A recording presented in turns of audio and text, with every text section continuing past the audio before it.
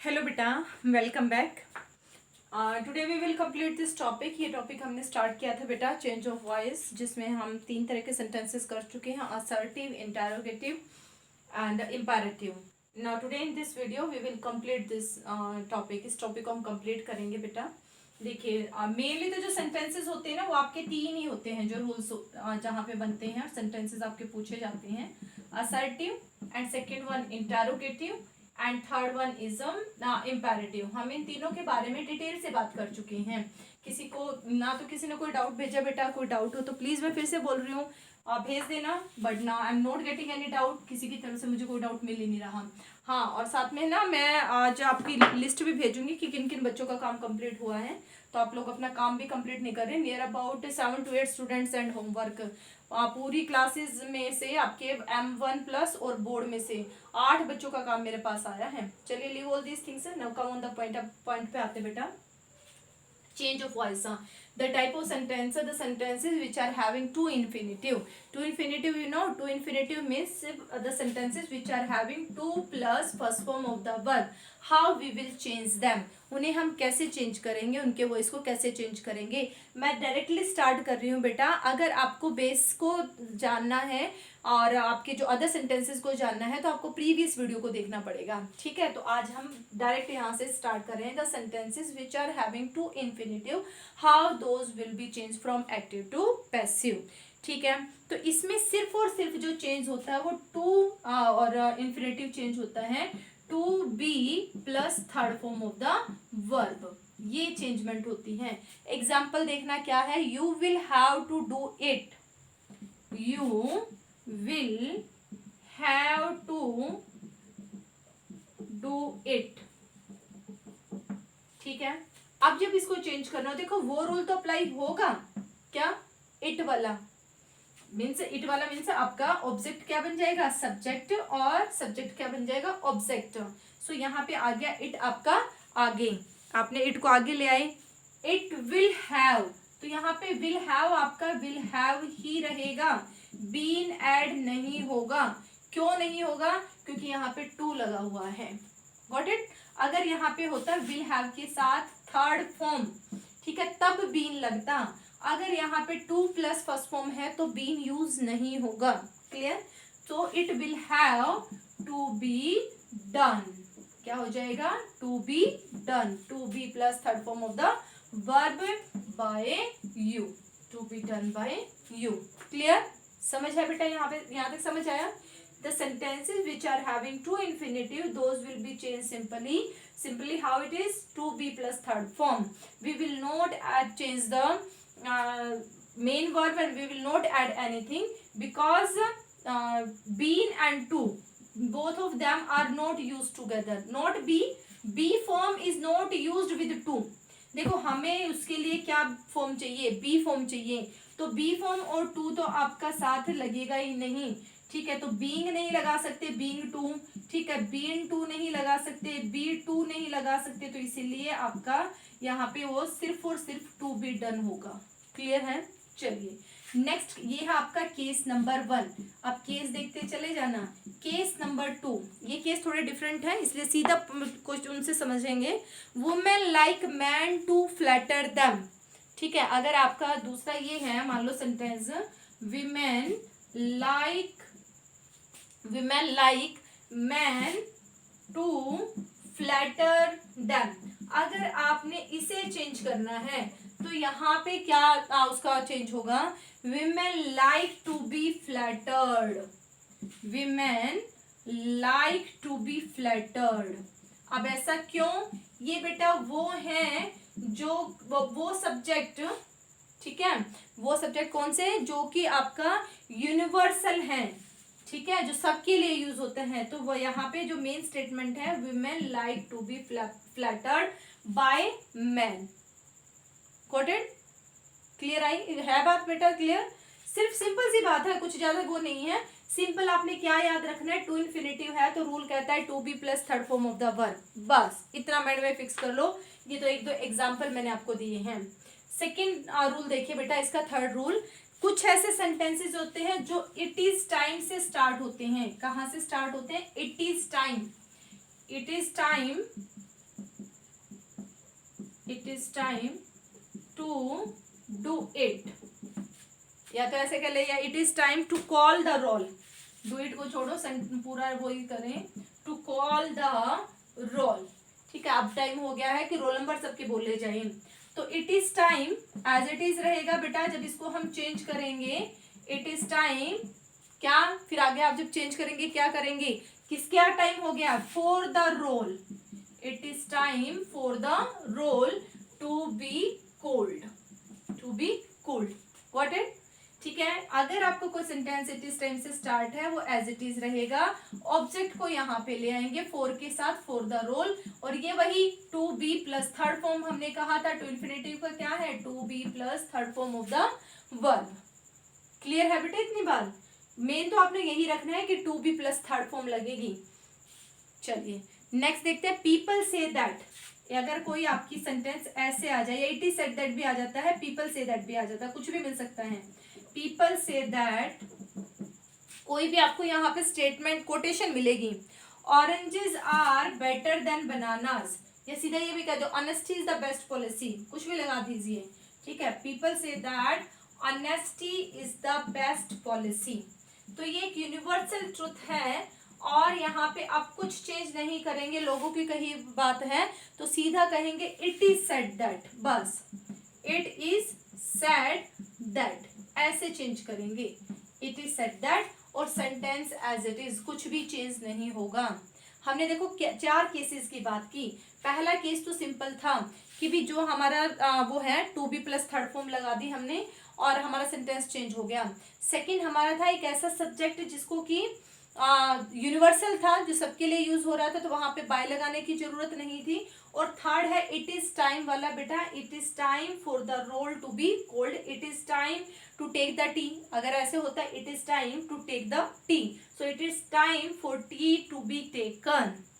ठीक है, समझ रहे हो, it is time for the tea to be taken, it is time से। अगर हो पीपल से दैट, सीधा करना it is said that, people say that change into it is said that, और सेंटेंस एज इट इज, और कुछ भी change नहीं होगा।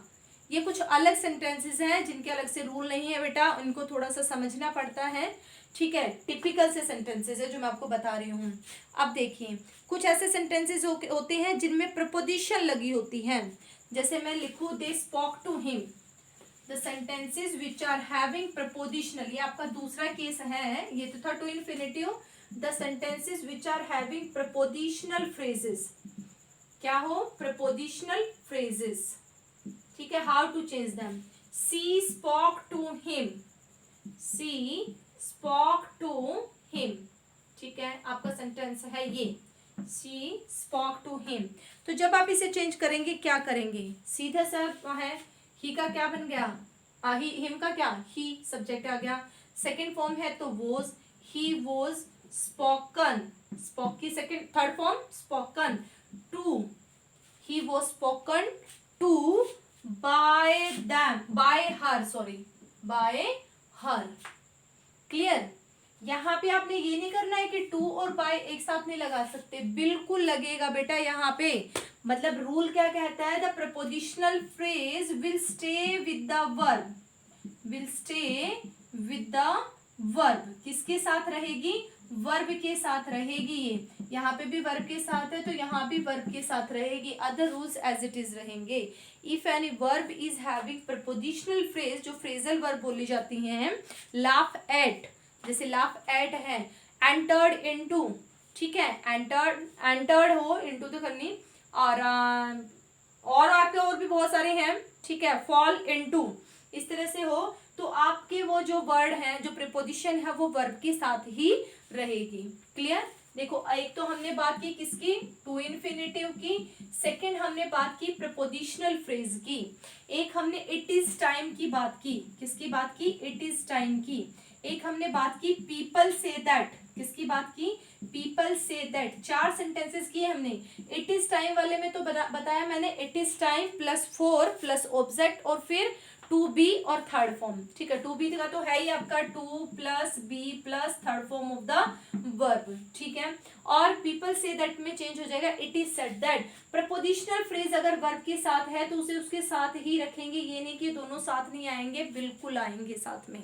क्लियर, चलिए अब नेक्स्ट देखिए, दूसरा हम बात करें एक ऐसे सेंटेंसेस जो ट्रांजिटिव वर्ब कैरी करते हैं। देखो हमने बात की थी कि ट्रांजिटिव वर्ब वाले चेंज नहीं होंगे, लेकिन कुछ सेंटेंसेस है जो चेंज होते हैं, और अगर चेंज करें तो कैसे करें।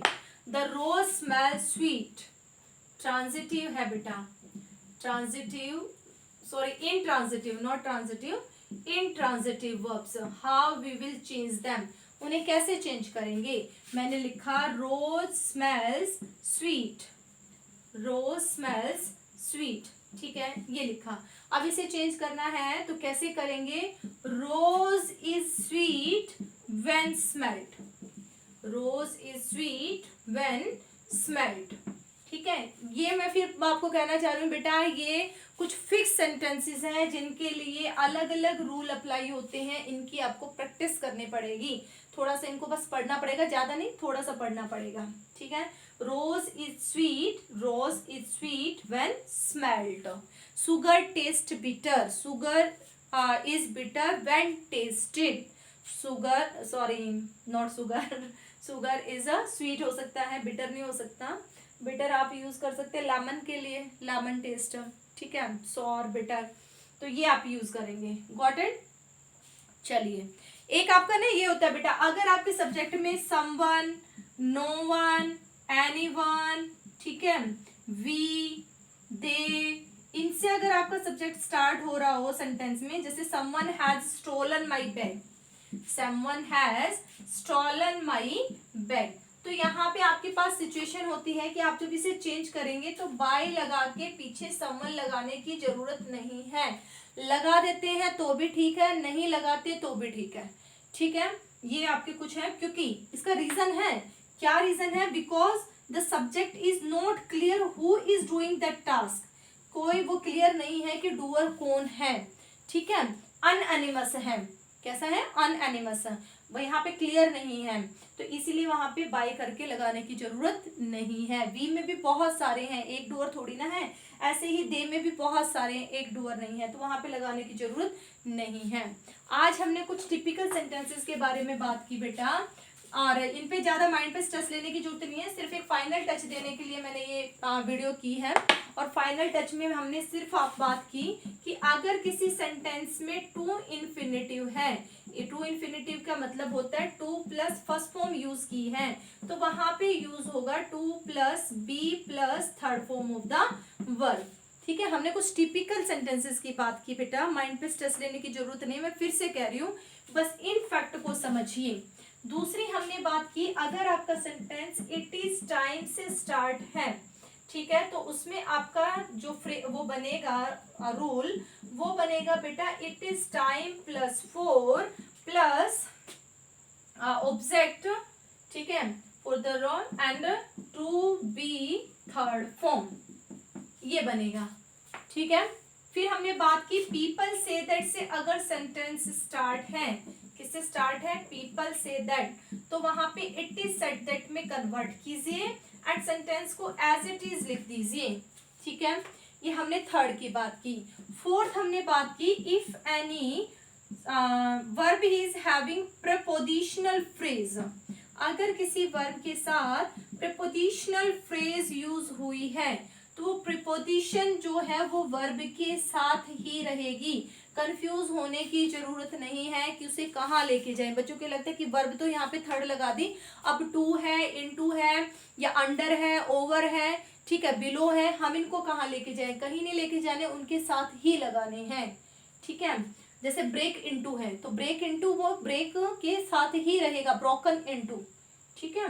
चलिए फिफ्थ हमने बात की बेटा कि आपके जो सेंटेंसेस हैं जिनमें इनट्रांजिटिव वर्ब यूज होती है, क्या यूज होती है, इनट्रांजिटिव वर्ब, तो उनको कैसे चेंज करते हैं। जैसे मैंने रोज वाला एग्जांपल दिया, द रोज स्मेल स्वीट्स, देखो कुनेन कर लो, the quinine taste bitter, the quinine taste bitter, आप कहेंगे the quinine is bitter when tasted, ठीक है, आप इस तरह से चेंज करेंगे इंट्रांजिटिव में। और सिक्स हमने लास्ट किया बेटा, जो बड़ी सिंपल सी बात है कि अगर वहां पे डूअर आपका क्लियर नहीं है, एनी वन है या सम वन है या नो वन है, ठीक है, इनमें से किसी से भी स्टार्ट हो रहा है, या दे से स्टार्ट हो रहा है, या बी से स्टार्ट हो रहा है, then there is no need to use with by at last, यहाँ पे यूज करने की जरूरत नहीं है। ये कुछ सिंपल सिंपल सी बातें थी जो मैंने आपको बता दी हैं। You will make the notes बना लेना बेटा, असाइनमेंट आपको भेज दूंगी, उनकी प्रैक्टिस करना, डाउट हो तो पूछ लेना। Okay, thank you so much.